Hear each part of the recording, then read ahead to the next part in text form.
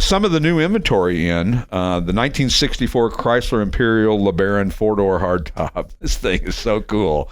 I love this car. I do too, and it's not a car I typically love. If space, money, and wife were not an issue, this is one. Is that the one with the little lights on the fender? They sit up on top. Mm-hmm. Yeah, that's pretty cool. The whole thing is really cool. The shape of the dash is mirrored in the shape of the rear bumper. It's just fascinating. Right. And it's funny, if you look at the car from the rear and you see the bumper and you see the dash, you're like, whoa, that ties in. And this is the Green Hornet car, right? Yeah. 413 cubic inch Golden Lion V8. I love that, the Golden Lion.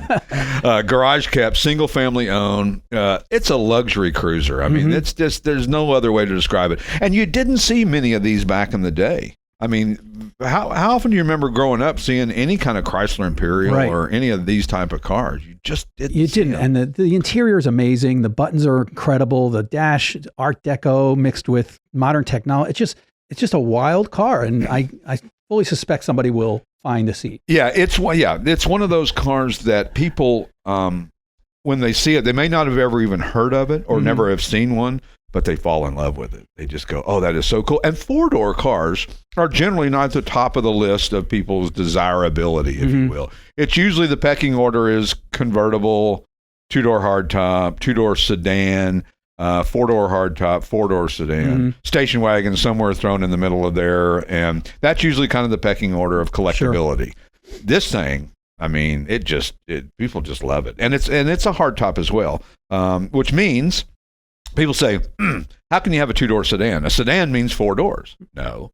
A sedan means there's a post between the the driver's window and the passenger window, or the front windows and the rear windows. Right. It can be a 2-door sedan, or it can be a 4-door sedan. If it doesn't have the post in between, then it's a 2-door hardtop or a 4-door hardtop. So there's my lesson of the day. There you go. Little tip what's for a you. bubble top? And a bubble top is a top that has a bubble shape on it where your fat head can sit.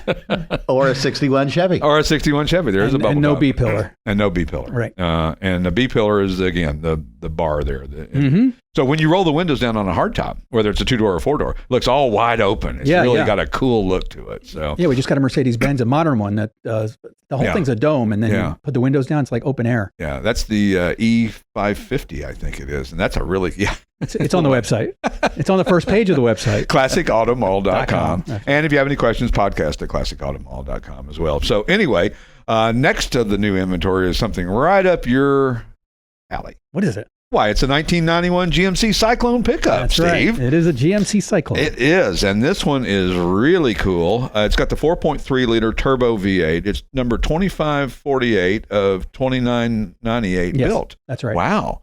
So this one's towards the end of the run. Right. Any difference between the early and late ones? Not really. I mean, maybe a little better build quality. Do they get better as they go? I mean, you know what I mean? Yeah, I know what you mean. No, there's really not a huge difference between 001 and 2498 or whatever it is. Yeah, no. I mean, listen, 1991 wasn't a banner year for the way that General Motors built cars. It depends on whether it was built on a Wednesday or a Friday. And that could change everything. Guy was waiting for his paycheck and ready to get out. How do we know Steve is a sci-tie enthusiast? Well, check out Haggerty Magazine this month. If I could just self-plug myself. Shameless. Drivers Club Magazine. That's me on page 77. Page 40. Wow. Page You're 40. published. There I am with my Typhoon. You only got the small listing. I did. Well, hey. I'm just kidding. I'm in there. I'm pretty proud of you. Thank you. Same drivetrain in the Typhoon as there was in the Cyclone. They in fact, the intake says Cyclone on Typhoons. They didn't even bother re-engraving. Well, that doesn't sound GM-esque. Oh, dang with it. No worries about that. Mentioning what you were mentioning before, my uncle worked at Chrysler in Detroit in Hamtramck, actually, and said never buy a Monday Plymouth. That's right.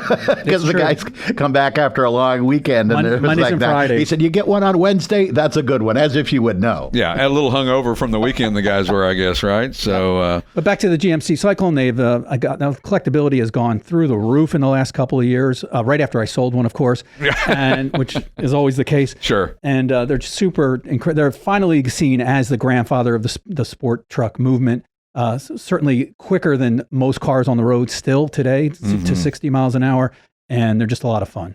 Some more new inventory that we've gotten in recently. The 1966 Ford Mustang Fastback GT350 Tribute. What's a tribute, you say? What is a tribute? What's a tribute? A tribute is a recognition of a different type of car. So you take a Fastback Mustang and you make it into something that looks like a Shelby GT350.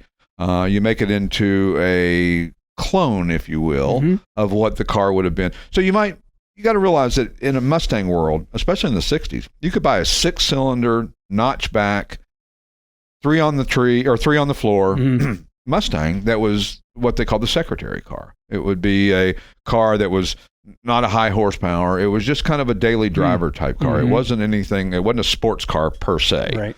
And then you could go all the way up to Shelby GT350, and then there were Shelby GT500s and all these different things. So sometimes people take a car and make a tribute to one of the others. They can call it a clone. They can call it a continuation. There's all kinds of different names that they have for it, but ultimately it's a homage to very French, very French to the car. And a lot of people do it, and there's no harm and no foul in doing that unless you try to pawn it off as the real thing, right? Or you take a car that's very expensive and very collectible, and you put all kinds of different stuff in it, and you kind of ruin the value of it, because originality is very important. You hear about numbers matching, and what that means is that the car, in the simplest terms of numbers matching, it means that the car has the engine and the transmission in the rear end that it was born with. In more detailed parlance, it's everything. It's the starter, it's the intake manifold, it's the carburetor, it's everything that came, the wheels, everything that came on the car originally. And if you've got that, then you've got kind of the holy grail of that particular car, especially if it's a low production car. Anyway, this one is really nicely done. It's got a 347 stroker V8, a C4 automatic with a shift kit, custom interior, new power brakes, which makes it more drivability, easier to drive and safer to drive, and heat and air. That's the big thing anymore is air. Yeah. A lot of people are putting air conditioning. They're like, wait a minute, I got a black car, black interior. I'm going to drive it to the car show in the summer or in the parade. I got to have air. Definitely. And how much is a real GT350 today? If we had one on the floor today, 200,000 plus. Easily. Some of them, if they're special edition ones, there can be 500,000. Or if they have racing provenance, then we're talking $1 million. Yeah, exactly. This car is way less than that.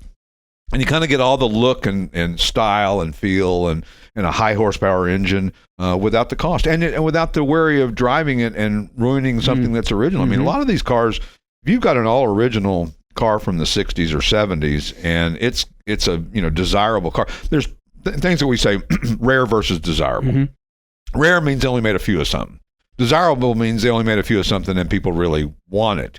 You can say, well, I've got a car that they only made 5 of. Well, the reason they only made 5 of is because they couldn't sell 6. So anyway, other new inventory. How about the 1955 Messerschmitt? Oh, yeah. KR 200 bubble top. Real bubble top. A real bubble top. That's actually got a plastic bubble top over it. And it's very awkward feeling when you're in it. As air conditioning? It probably needs it. I don't believe it has it. No air conditioning. That would be hot in the summer. It's like a 2-cylinder, 3-cylinder. That was the problem with bubble top hot rods back in the day, is everybody thought that would be a design trend that would pass on to passenger cars and consumers. Wasn't. We have a Toyota Venza that it has a whole glass top, and you push a button and it changes to opaque. Right. And so it cools or diffuses the sunlight when it comes in. Something I would probably never pay for, but it came with it because we bought it with 2,500 miles. You wouldn't check the box on that when you're at the new car dealer going, I'll take the opaque. It is a conversation piece, though, when somebody gets in the car and say, hey, look at this. Now you can see through it. Now you can't. Yeah. We, you get in this thing and you feel like you're in a, it's a cocoon feeling. It's like a cocoon. It really is. And understand that a Messerschmitt or some of the other small micro cars that we've gotten in, the Fiat BMW i7 300, the Fiat 500, these are not generally cars that are driven on a regular basis. They're usually in the corner of a nice collection or, they're just not ones that, the Messerschmitt has a 2-stroke 1-cylinder engine. 1-cylinder, yeah. Yeah, 1-cylinder, 191 cc's. I think my motorcycle has more cc's than that, right? My bicycle does, but these are really, these are great when they show up at car shows. They always elicit smiles. Kids love them, families love them. They're really they're kind of like a novelty in a way, but they were real cars back in the day. And they're futuristic looking. Yeah. I mean, that's the thing that's so cool about them. And that's one of the things that, like you see, there's a General Motors, and I won't get too deep into it, has the Heritage Collection up in Detroit. And they have a collection of cars, and the ones that get the most attention are the ones that look futuristic for the time. So they made the Firebirds back in the 50s and 60s, and they weren't Pontiac Firebirds. They were called Firebirds because they looked like jets with wheels on them, and they were so cool. And you see those at a car show, and kids are going nuts over them. So how do we keep the hobby interesting to the kids? We bring out stuff like that. We let them see stuff like that. We let them see stuff like the Messerschmitt and the Fiat 500 and the BMW Isetta that we have. We've got a nice collection of microcars, in addition to 1,016 and a Batmobile. And a Batmobile, don't forget. And a real Cobra. And a real Cobra. If you've never seen a real Cobra, we have one right here. It's $1 gazillion, and that's okay because it's a pretty cool thing to have. We don't care if it stays here forever. That's right. We love it. We love it so much we would forsake money over just keeping the car here. So anyway, thanks for listening. Check us out, classicautomall.com, and all the podcast sites you can find us as well, and also on AM 860 and FM 97.5 HD2 out of Philly. We'll catch you next time. This has been the Classic Auto Mall Show with your host, Stuart Howden.